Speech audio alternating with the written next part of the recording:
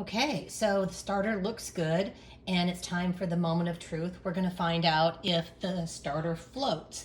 So by doing that, we just take a small spoonful of the starter and drop it into some water. And if it floats at the top, it's ready to go. So woohoo, we are ready to get our dough going. Okay, stay tuned and I'll check back in with the next stages. So for my next step, I am going to use 200 grams of starter, 700 grams of warm water, 900 grams of bread flour, and 100 grams of whole wheat flour. If you don't have a digital scale, I highly recommend that you get one because in bread, everything is measured in percentages and grams makes it so much easier to do the math. Another nice feature about this one is it has multiple units and it has a tar. So that means it resets your zero every time you put an ingredient in. So we're gonna start by mixing this starter down, make sure it's all incorporated. And I'm going to measure in 200 grams. 263. 130. And don't throw your leftover starter away because I will feed this and keep my starter going for next week. So it's really important to always have a starter going. 192, okay, so just a tiny bit left. Let's see where we're at, come on. 200, 201, close enough. All right. I pre-measured my water. I don't normally do that. I normally just measure it in here, but I'm going to go ahead and reset that to 0. And so if I hadn't pre-measured my water, I would be measuring it in here. You want your water fairly warm, 80 degrees or so. And I always like to add the water to the starter. You can do the starter to the water, but I like to add those wet ingredients first before I add my flour. So you can see that was 700 grams. Again, I am going to zero it out and I am going to start measuring in the flour. I'm going to measure in 900 grams of this bread flour. I get my bread flour, I actually order it from a company called Sunrise Mills. And they're out of Minnesota. And the reason I do it is because their grain is fresh and it's milled very finely. So people that have gluten intolerance or difficulties digesting gluten usually can eat this bread, especially considering that it's sourdough. So let's see, we are getting close. You can see it takes a lot of flour. This will make 2 large loaves. So that is the reason for all this flour. 811, 872, 900. Okay, so the next thing I need is my whole wheat flour. And again, I could either move that up to 1,000, but I've just gotten in the habit of zeroing everything out. I think it makes it cleaner. You never forget where you're at. So I only need 100 grams of this. 100 grams, let's see, we're 86, we're almost there.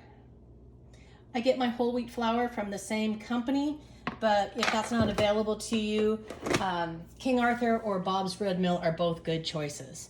So we're gonna stop and I am going to move to the mixer.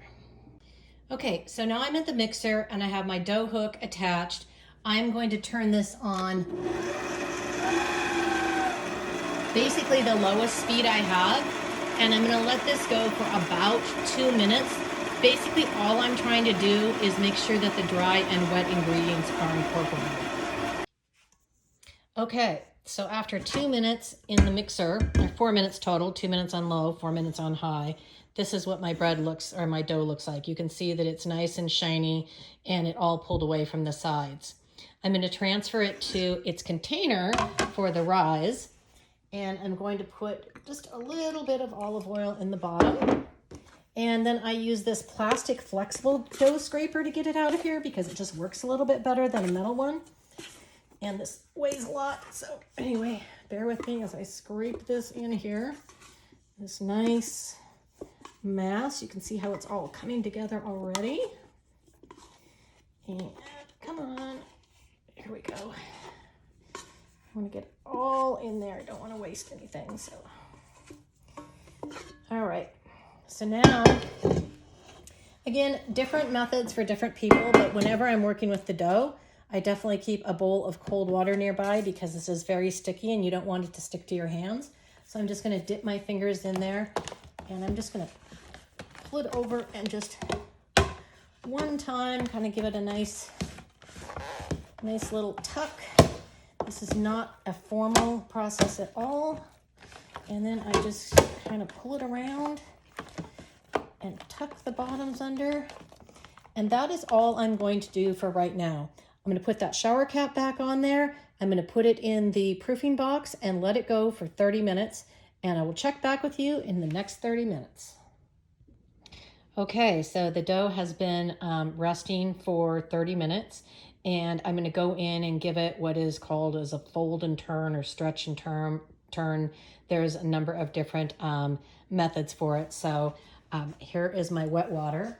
I hope the water's wet. I'm going to wet my hands and I'm just going to come along the edges and I'm going to pull the dough up and fold it over. I'm going to turn it and I'm going to repeat.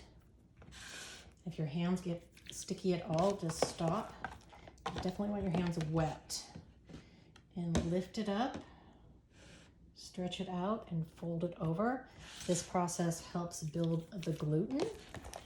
Kind of reach underneath of it, stretch it, and pull it up.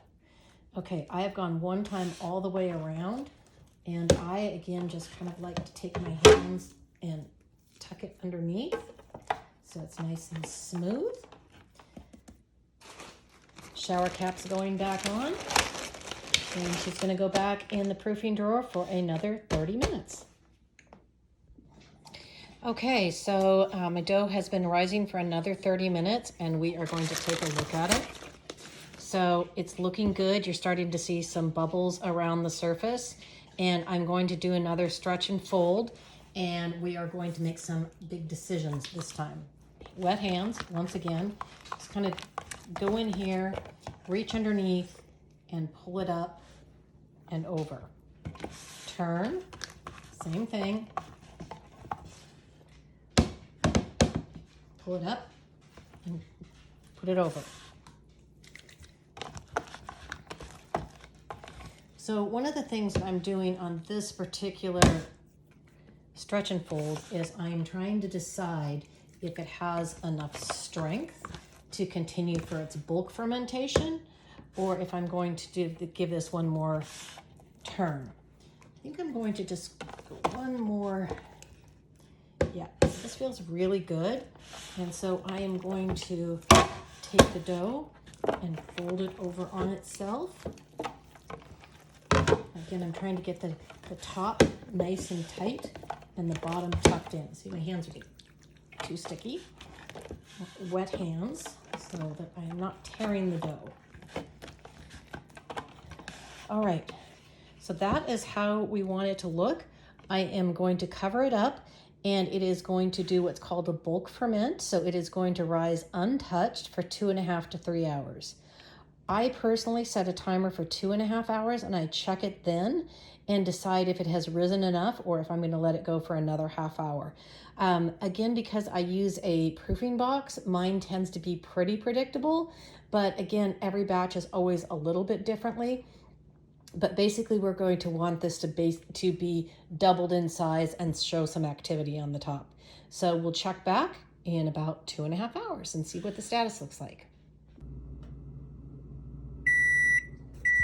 Okay, it's been 18 minutes and now it's time to take the lids off. Again, the heavy-duty gloves are necessary for this. Pull them off quickly. You can see the big spring on the bread and how it is split at the ears. That's what you want. So now we're going to quickly close the door again. I'm going to lower the temperature to 450 and set a timer for 25 minutes. And when we come back, the bread will be done. See you in 25.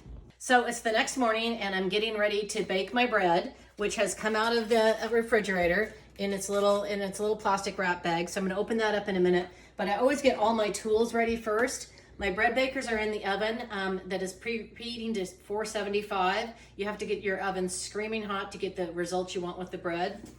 I always have a good bench knife, heavy duty oven gloves because you're gonna need these. And I personally use parchment paper. A lot of the recipes don't call for it, but I think it's easier to handle the bread, which is why I use it. And then I have my trusty razor blade or lom. And this is just a straight razor that's on a little handle. And so it's curved a little bit. So when I cut the bread, you'll see how this works. So I am going to unwrap these babies. And I cover them with a tea towel to absorb any extra moisture when it's in the refrigerator. They stay nice and moist when you keep them in a bag like this, but you can see actually the moisture coming off of these. And we are gonna get them ready to go one at a time. All right, so I'm gonna come over here and get this one out of the way.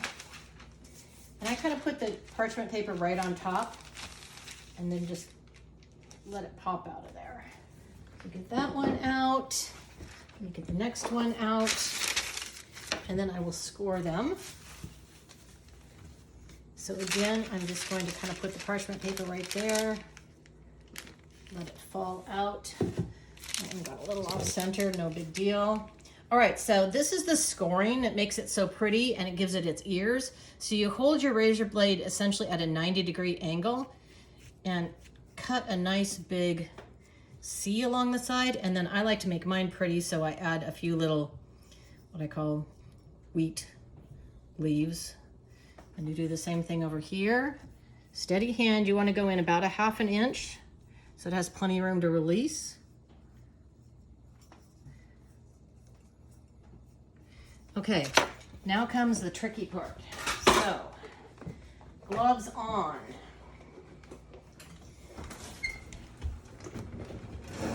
And I'm gonna take the lids off of these. I'm going to take my gloves off for a second because it's hard for me to manage these otherwise. And I'm going to set it right there. I'm going to get the other one in too. Okay, gloves back on. Lid on. And these lids are going to help release the moisture, which is why I also had. You want some help? It's heavy.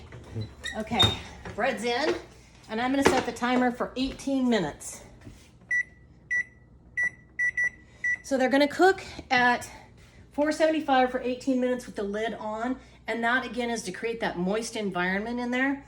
And if you notice, there was a black baker, and that is, You okay? no. Here, show them. So that's, I can't open the door. Well, I guess I can. So that's a Challenger bread pan, and then the red one is an Emile Henry bread cloche. The Challenger is a game changer, but it's expensive. So instead of buying 2 of those, I have my other one. And that one, the Challenger is like $275, so pretty expensive. And the Emile Henry is right around $100. So it makes a difference, and you'll see the differences in the loaves when they come out. So we'll check back with you in 18 minutes when we're ready to remove the lids. Okay, it's been 25 minutes and the loaves are ready to come out of the oven. You can see they're all nice and brown and caramelized, and they split beautifully.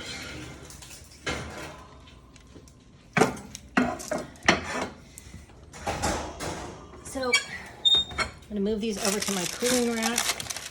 See, the bottom's nice and brown. Don't worry if it gets a tiny bit burnt on the bottom. That actually leads to the, yeah, that's not a good thing to do.